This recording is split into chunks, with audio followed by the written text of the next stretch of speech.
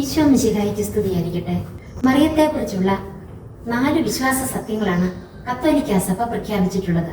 ഇന്ന് നാം മറിയത്തിന്റെ കന്യകാത്വത്തെക്കുറിച്ചാണ് മനസ്സിലാക്കുന്നത്.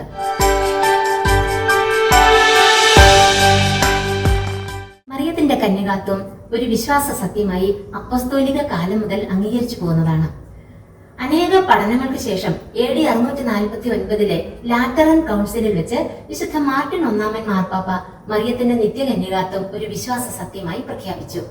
രണ്ടാം വത്തിക്കാൻ കൗൺസിൽ മറിയത്തെ അഭിസംബോധന ചെയ്യുന്നത് നിത്യകന്യകയെന്നും മാതാവെന്നുമാണ്. ഈശോ കന്യകാമറിയത്തിൽ നിന്ന് ജനിച്ചുവെന്ന വിശ്വാസ പ്രമാണത്തിൽ നാം പ്രഖ്യാപിക്കുന്നുണ്ട്. കന്യകാ ഗർഭധാരണം ക്രിസ്തുവിന്റെ ദൈവപുത്ര സ്ഥാനത്തിന് തെളിവാണ്. മറിയം പുത്രനെ ഗർഭം ധരിക്കുന്നതിനു മുമ്പും ഗർഭധാരണ സമയത്തും പ്രസവാവസരത്തിലും അതിനുശേഷവും കന്യകയായിരുന്നു എന്നതിനാൽ അവളെ നിത്യ കന്യകയെന്ന് വിളിക്കുന്നു. മറിയത്തിന്റെ പൂർണ്ണ കന്യകാത്വത്തിൽ ശാരീരികവും ആത്മീയവുമായ കന്യകാത്വം ഉൾച്ചേർന്നിരിക്കുന്നു. കന്യകാത്വത്തെ ദൈവത്തോടുള്ള സമ്പൂർണ്ണ സമർപ്പണമായിട്ടാണ് സഭാപിതാക്കന്മാർ മനസ്സിലാക്കിയിരിക്കുന്നത്. മറിയത്തിന്റെ കന്യകാത്വത്തെ 3 ഘട്ടങ്ങളായിട്ടാണ് വ്യാഖ്യാനിക്കുക. ഒന്നാമത്തേത് പ്രസവത്തിനു മുൻപുള്ള കന്യകാത്വം. യേശുവിനെ പ്രസവിക്കുന്നതിന് മുമ്പ് മറിയം കന്യകയായിരുന്നുവെന്ന് സാക്ഷ്യപ്പെടുത്തുന്ന 4 വിശുദ്ധ ഗ്രന്ഥഭാഗങ്ങൾ ഇപ്രകാരമാണ്. വിശുദ്ധ മത്തായിയുടെ സുവിശേഷം 1-ാം അധ്യായം 22-ാം തിരുവചനം, കന്യക ഗർഭം ധരിച്ച് ഒരു പുത്രനെ പ്രസവിക്കും. യേശുവിന്റെ ജനനത്തെക്കുറിച്ച് യേശയ്യാ പ്രവാചകൻ വഴി ദൈവം അരുളി ചെയ്തത് വിശുദ്ധ മത്തായി ഇവിടെ ആവർത്തിച്ചുറപ്പിച്ചിരിക്കുന്നു. വിശുദ്ധ ലൂക്കായുടെ സുവിശേഷം 1-ാം അധ്യായം 26-27 തിരുവചനങ്ങൾ പറയുന്നു, 6-ാം മാസം ഗബ്രിയേൽ ദൂതൻ ഗലീലിയിൽ നസ്രത്ത് എന്ന പട്ടണത്തിൽ ദാവീദിന്റെ വംശത്തിൽപ്പെട്ട ജോസഫ് എന്ന പേരായ പുരുഷനുമായി വിവാഹ നിശ്ചയം ചെയ്തിരുന്ന കന്യകയുടെ അടുത്തേക്ക് ദൈവത്താൽ അയക്കപ്പെട്ടു. അവളുടെ പേര് മറിയം എന്നായിരുന്നു. വിശുദ്ധ ലൂക്കയുടെ സുവിശേഷം 1-ാം അധ്യായം 34-35 തിരുവചനങ്ങൾ പറയുന്നു, മറിയം ദൂതനോട് പറഞ്ഞു, ഇതെങ്ങനെ സംഭവിക്കും? ഞാൻ പുരുഷനെ അറിയുന്നില്ലല്ലോ. ദൂതൻ മറുപടി പറഞ്ഞു, പരിശുദ്ധാത്മാവ് നിന്റെ മേൽ വരും, അത്യുന്നതിന്റെ ശക്തി നിന്റെ മേൽ ആവസിക്കും. ആകയാൽ ജനിക്കാൻ പോകുന്ന ശിശു പരിശുദ്ധൻ, ദൈവപുത്രൻ എന്ന് വിളിക്കപ്പെടും. വിശുദ്ധ മത്തായിയുടെ സുവിശേഷം 1-ാം അധ്യായം 20-ാം വചനം, അവൾ ഗർഭം ധരിച്ചിരിക്കുന്നത് പരിശുദ്ധാത്മാവിൽ നിന്നാണ്. രണ്ടാമത്തെ ഘട്ടം പ്രസവ അവസരത്തിലെ കന്യകാത്വം. മറിയം പരിശുദ്ധാത്മാവിനാൽ ഗർഭം ധരിച്ചതുപോലെ അവൾ പ്രസവിച്ചതും ആത്മാവിന്റെ അത്ഭുതകരമായ പ്രവർത്തന ഫലമായിട്ടാണ്.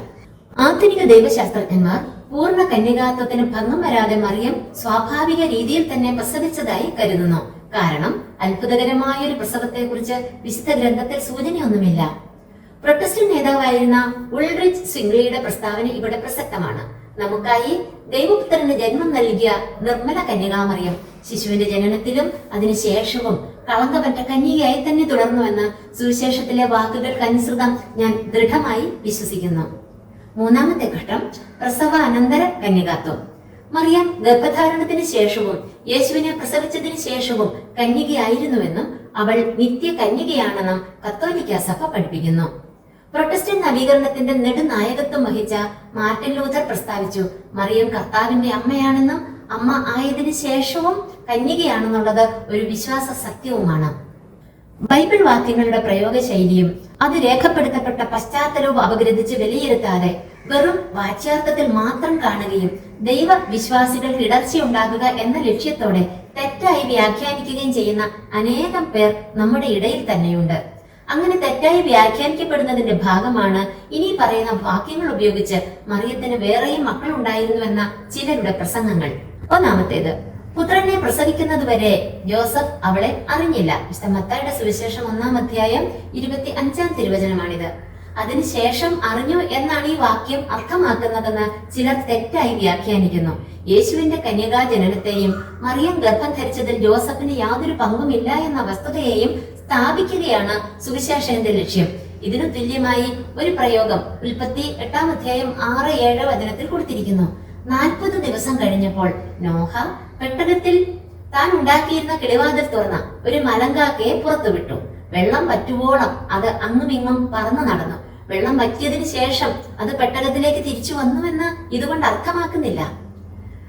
രണ്ടാമത്തെ പ്രസ്താവന, അവൾ തന്റെ കടിഞ്ഞൂൽ പുത്രനെ പ്രസവിച്ചു. വിശുദ്ധ ലൂക്കായുടെ സുവിശേഷം 2-ാം അധ്യായം 6-ാം തിരുവചനമാണിത്.